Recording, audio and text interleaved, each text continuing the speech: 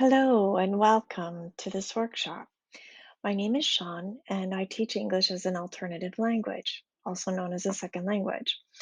I'm completing my master's degree in cultural studies at Queen's University, and this workshop is my final project. Before we begin, I want to acknowledge how my proposed pedagogy for reconciliation came together. Other workshops and encouragement from educational developers at the Center for Teaching and Learning at Queen's University gave me the confidence to begin my process, particularly educational developers Lindsay Brandt and Yun Yu Chen, who presented a series of workshops on Indigenous practices and culturally responsive pedagogy over the past year. I also connected with Dr. Masood Raja, a post-colonial scholar and critical pedagogical expert on Palafari, among other theories, by the way. Okay, so two primary texts further supported this workshop's development in integrating Indigenous pedagogical methodologies within an asynchronous learning space. The first is Indigenizing Online Learning by Liv Rondeau, Deb Sayamong, Jennifer Davis, Lindsay Marcom, Kelly Miracle from the Faculty of Education, and Lindsay Brandt, Center for Teaching and Learning at Queen's University. The second is Humanizing Virtual Learning, a guide to creating connection, engagement, and inclusivity by the University of Waterloo, Trent University, and Conestoga College. I recommend reviewing these texts, which I have linked under this module's reference section. I also recommend the text Unselling the Seller from Within by Paulette Regan. It is a call to action for non-Indigenous peoples in Canada, especially for those who do not think it is relevant or essential, or who simply need more context and explanation in acknowledging residential schooling and the harms caused. Dr. Regan argues why we should care about our truthful past of residential schools and actively participate in dismantling of its ongoing legacy. How people learn about historical injustices is just as important as the truths about what happened. And UBC has made the introduction and first chapter of her book publicly available. It is linked in the references section of this module, and I do recommend buying it. Okay, so my desire to create this workshop stems from my experience teaching the Discover Canada Citizenship Guide, herein referred to as the guide, as a volunteer and during a year-long practicum placement. I was exposed to the previous citizenship guide when my partner and stepchild became naturalized Canadian citizens in 2008. I was stunned by the contents of the current guide, which was published in 2009 and then updated in 2012. To be sure, previous guides were problematic. However, the present guide's discourse and imagery troubled me greatly.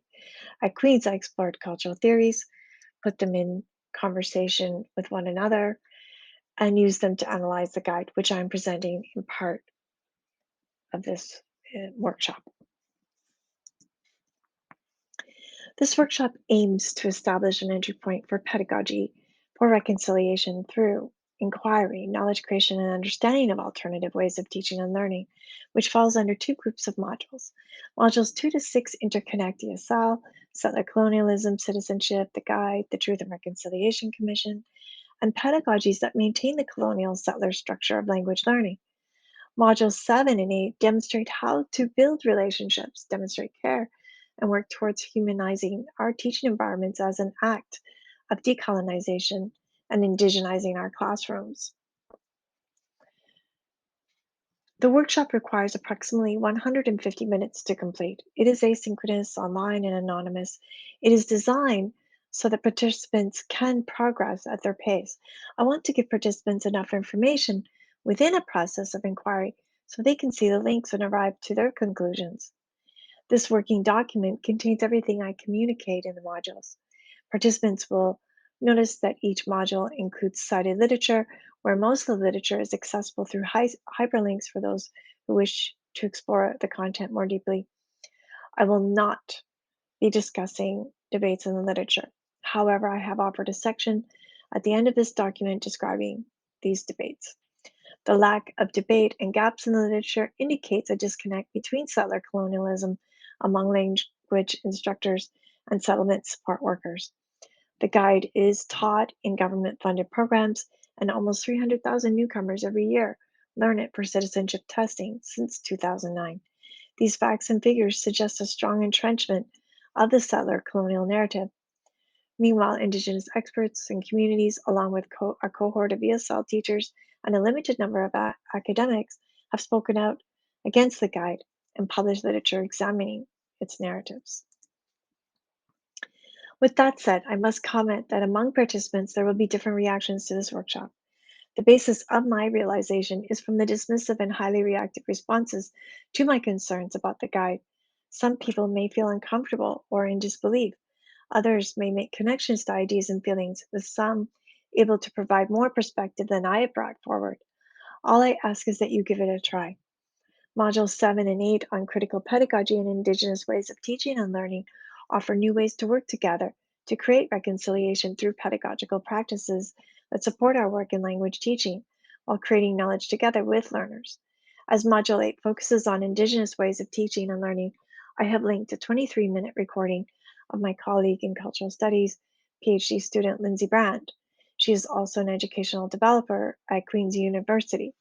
As part of our efforts to humanize our curriculum in classrooms through the process of decolonization, attribution, and placement of the voices of Indigenous experts, scholars, artists, and writers assume precedence. As a settler, I need to be mindful of attribution and misappropriation, as taking credit or repackaging someone else's work supports the structure of settler colonialism. To further support this workshop, this document provides the content for each module and with resources and activities. The document also makes the workshop more accessible. There are two versions with different font sizes. I have also provided a link to a YouTube channel for each workshop module for those who do not wish to do the workshop in the GatherTown app, which I have set up for participants to use individually or at the same time with other colleagues. I've also added captions in the YouTube videos. While the workshop is for language teachers, anyone can participate. Of course, not everyone has consistent access to the internet or computers.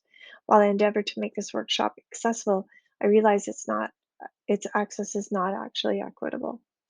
I welcome you to share my document or parts of it with others who may benefit. I also aim to humanize online learning in this workshop to promote equity and diversity through a learner-centered approach.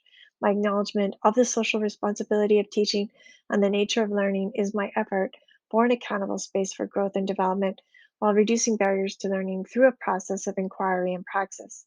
As I am also learning, please understand if I make an error or miss something, and I hope participants will tell me so I can correct my errors. My email is in the document, so please contact me there.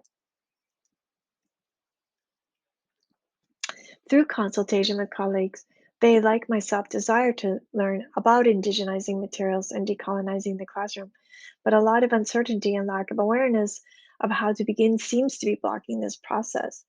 There is also a political narrative resistant to the harm of materials we use, which may be subverting those who wish to try and learn. So the workshop is asynchronous. Its design is so that participants can learn anonymously about settler colonialism and racism in our materials, along with how Indigenous ways of teaching and learning a critical pedagogy through a methodology of inquiry, reflection, and action can inform our pedagogical practices. Perhaps soon I will be able to make the workshop available synchronously, which would align better with critical pedagogy and Indigenous practices of teaching and learning. So even though this workshop is asynchronous, we are still contributing to action in our pedagogy for reconciliation. By being present, we are learning together through the presence of scholars and experts in the workshop by accessing their content. Our praxis of reflection and action is also present through activities and efforts for inquiry. My goal is to connect to you through the content to create a relationship to pedagogical reconciliation supported by Indigenous ways of teaching and learning and authentic learning. So, for example, one of the most powerful pedagogies of reconciliation in the classroom is to learn about the territory you live and teach. Every classroom, whether it is at home or in the institution, is on land that tells a story of the relationship between Indigenous and non Indigenous peoples. We can do that directly by initiating conversations with local Indigenous elders and knowledge keepers and bring Indigenous texts, podcasts, recordings, and artworks into our learning spaces. Understanding our position and identity can impact our learning and teaching process because they are always present. For example, I am middle class and middle aged white woman. I'm also of British heritage and have the advantage of higher education and the opportunity that is afforded with that educational privilege. I also appear able bodied. However, no matter how much I want to be effective as a teacher, a family member, neighbor, and colleague, I have unconscious biases and advantages that can impact how I see and understand things. I am also a settler. I'm a guest living on an unceded territory. By reflecting on my positionality, I can deepen my process of unlearning and unsettling by listening. Through that process, I can understand different perspectives and correct my intentions. Looking at our positionality and unlearning as nonlinear and an evolving processes, especially in how we place ourselves in our teaching, which I will talk about more in Module 7, can inform how we create knowledge with students more authentically. It is okay to feel uncomfortable and disgusted or even angry by coming into the workshop through a position of inquiry and exploration. Hopefully, there will be content that you will want to learn more about. During the workshop, I ask that you use one of the key principles of Indigenous learning, looking within to take responsibility, looking forward to take action.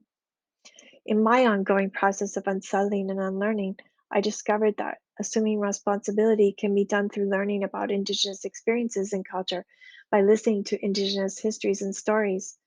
Indigenous storytelling will bring ways of knowledge learning into our spaces.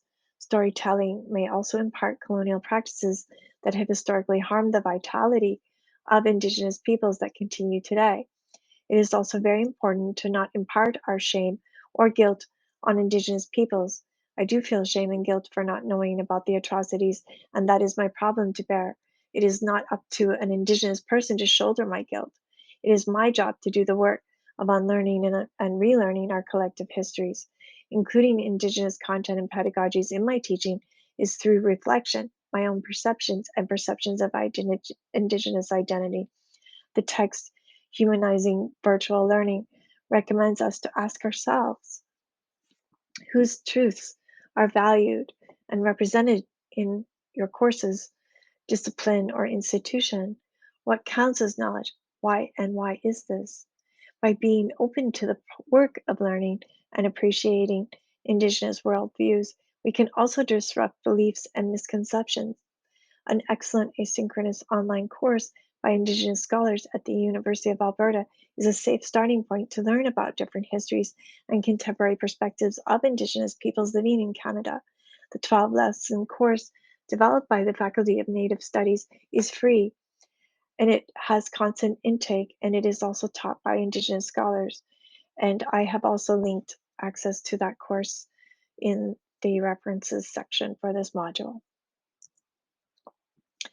So, as part of Module 8, you will observe a land acknowledgement by my colleague Lindsay Brandt, who is an Indigenous educator and scholar. For this workshop, I ask you to read a poem by poet and scholar Clint Burnham from Simon Fraser University. Before this exercise, uh, think about the territory or territories you live and work on and what you know about the Indigenous peoples from those lands. This native land digital app, which I'm featuring here on the slide, it strives to map Indigenous territories, treaties, and languages across the world in a way that goes beyond the colonial ways of thinking to represent better how Indigenous peoples want to see themselves.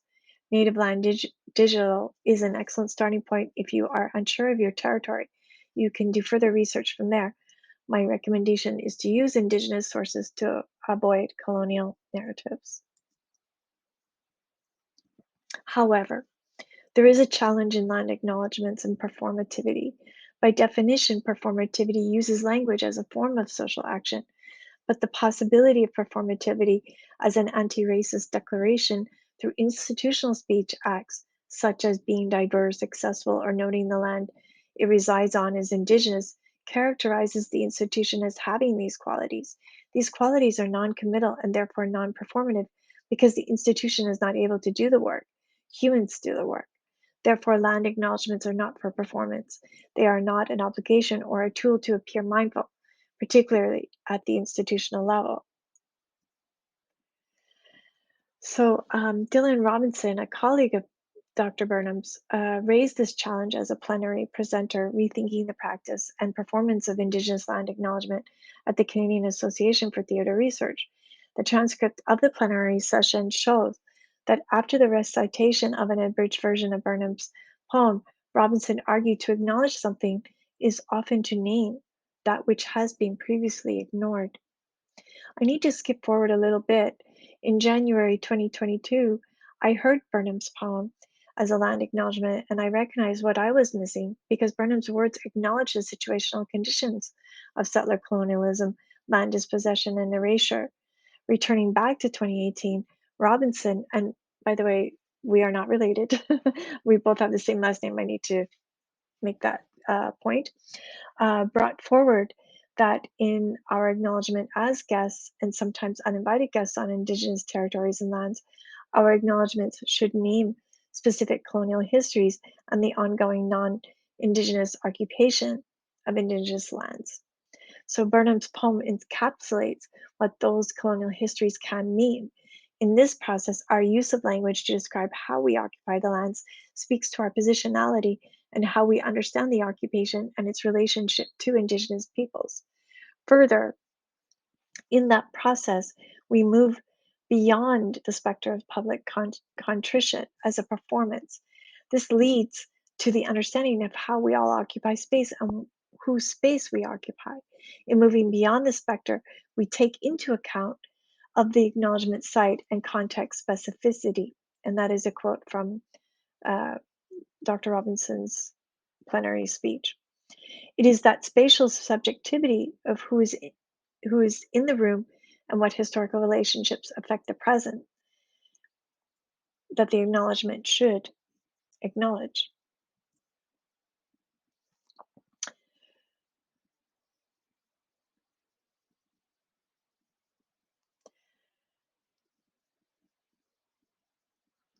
Sorry, extra page there. When I created this workshop on unceded Algonquin territory, as unceded territory, there is no treaty in place. The Algonquins of Ontario have been negotiating with the federal and Ontario governments since 1983, and they are close to an agreement. Yet the Algonquin peoples have been petitioning the Crown for recognition and protection for Algonquin land and other rights since 1772.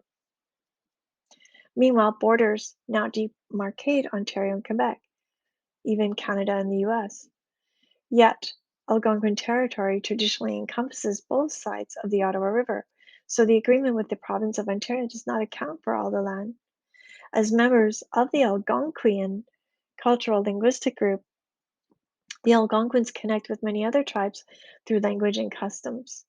Members include but are not limited to the Mississauga, the Ojibwe, Cree, Abenaki, Mi'kmaq, Malasai, Montagnais, and the Blackfoot. So the Algonquian cultural linguistic group spreads across a significant part of North America.